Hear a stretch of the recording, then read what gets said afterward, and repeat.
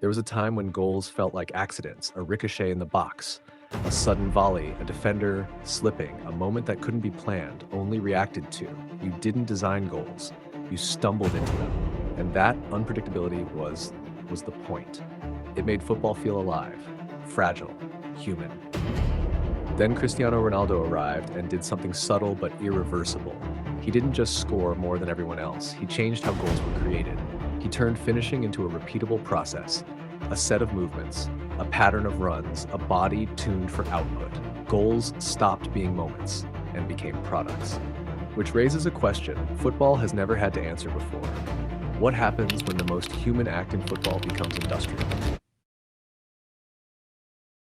Before Cristiano Ronaldo, strikers were artists, not machines. They waited for chaos to create moments. A deflected ball, a lucky bounce, a defender misstep. Goals were celebrated as flashes of genius, not predictable outputs. Across Europe, strikers were praised for flair, improvisation, and instinct. Van Basten once said, "A striker should surprise the world, not just complete a formula." And yet, while others relied on luck or intuition, Ronaldo was quietly asking a question nobody thought to ask. Can brilliance be engineered? In Madeira, a boy watched defenders' every movement, every stance, every opening. He didn't just dream of scoring, he imagined the optimal path, the perfect touch, the fastest angle to the net. While teammates chased glory, he chased repeatability. His notebooks were filled with angles, distances, and repetitions. Even as a teenager at Sporting, coaches noticed it. Luis Martins, one of his youth trainers, remarked, he wasn't playing football, he was calculating it. The system of football itself hadn't caught up yet. Most teams treated strikers as recipients, not initiators of inevitability. Goals were still half chance, half genius. Analysts, pundits, and defenders considered instinct irreplaceable. The gap between Ronaldo's vision and reality created tension, a friction that would later define him. How do you force consistency on a game built for uncertainty? How do you make the unpredictable predictable? And yet, this friction was exactly what molded him. Each failed attempt, each block shot, each misread run wasn't just a setback, it was data.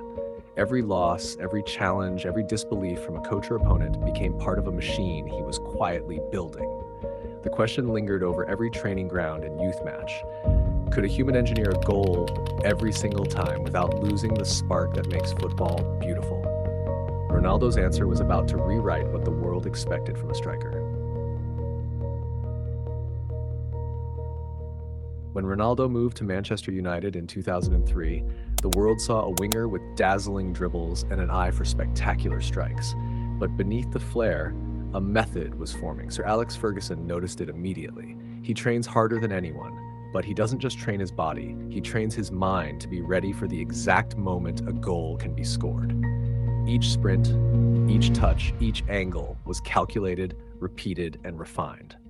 The question he constantly asked himself, how do I make scoring inevitable, not random? Ronaldo began treating every chance as a process.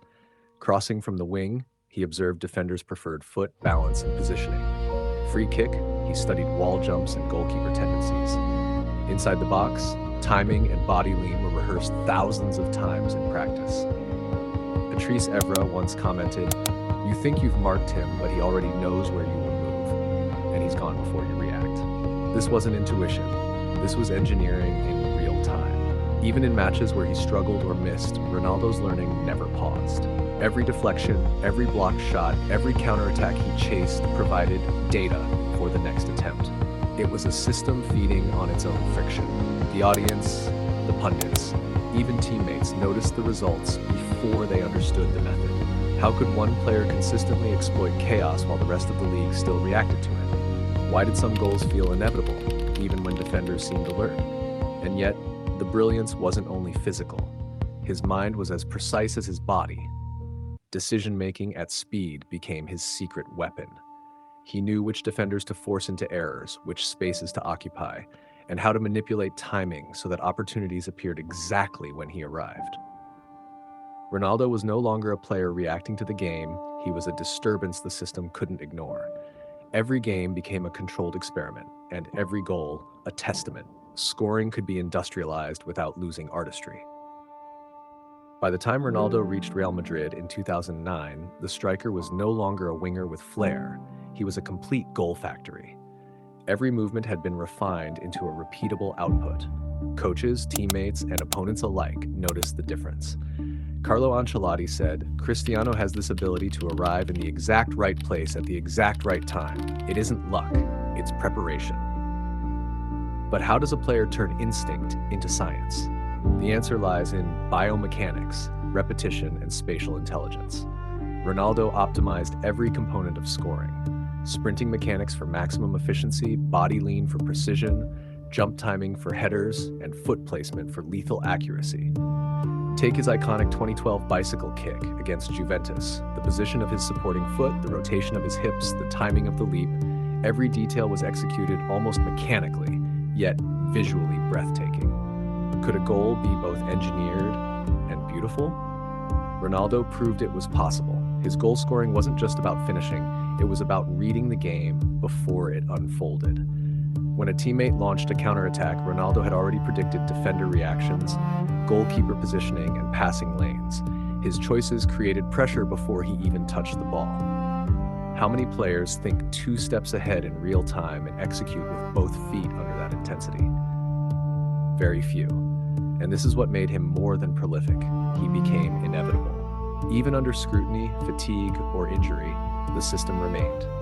Each training session added precision to his arsenal. He measured distances, tracked angles, and honed first touches to perfection. By the 2013-2014 season, every shot he took, every run he made, had a probability attached. Probability that was heavily in his favor. Ronaldo had industrialized goal scoring, but unlike a machine, he maintained unpredictability, creativity, and the human spark that made every strike feel monumental. What does it mean for football when genius becomes reproducible, yet still mesmerizing? Ronaldo's career answers that question. Ronaldo didn't just score anywhere, he scored where it mattered most. Big games, tight defenses, Champions League nights.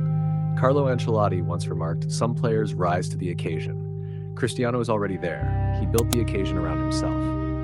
But what does it take to be universally dangerous in any situation? The answer lies in situational adaptation, the ability to read opponents, identify weak points, and execute with consistency under maximum pressure. He engineered his positioning to exploit defensive patterns. Against a high press, Ronaldo would drift wide, pulling center backs with him, opening space for midfield runners. Against a packed low block, he would time diagonal runs into the penalty box, arriving a second before defenders could react. His goals weren't random. They were answers to questions the defense didn't even realize they were asking. How does a player maintain that mental clarity under constant pressure? Ronaldo made it look instinctive, but it was methodical. Psychology played a role as well. He understood that defenders hesitated when faced with uncertainty.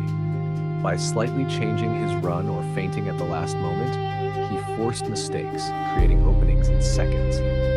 This was industrialization of intelligence.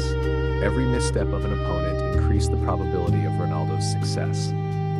When a high-stakes game seemed balanced, his movements often tipped it, leaving teams scrambling. What separates a great scorer from a game decider?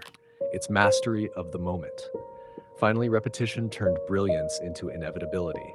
Each training session, each tactical drill reinforced patterns of dominance. Headers, volleys, long-range strikes, all were rehearsed until instinct and execution were one. By 2015, Ronaldo wasn't just scoring, he was dictating the flow of matches through threat alone. The question lingers, when a player can industrialize goals and control games simultaneously, does football remain about beauty or strategy?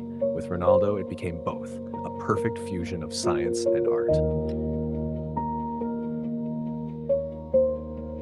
Ronaldo didn't just change how goals were scored, he changed how goal scoring is taught.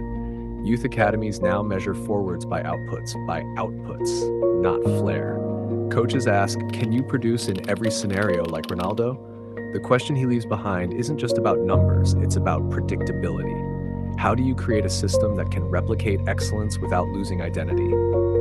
Ronaldo became the benchmark for industrialized finishing, the standard against which every modern striker is compared.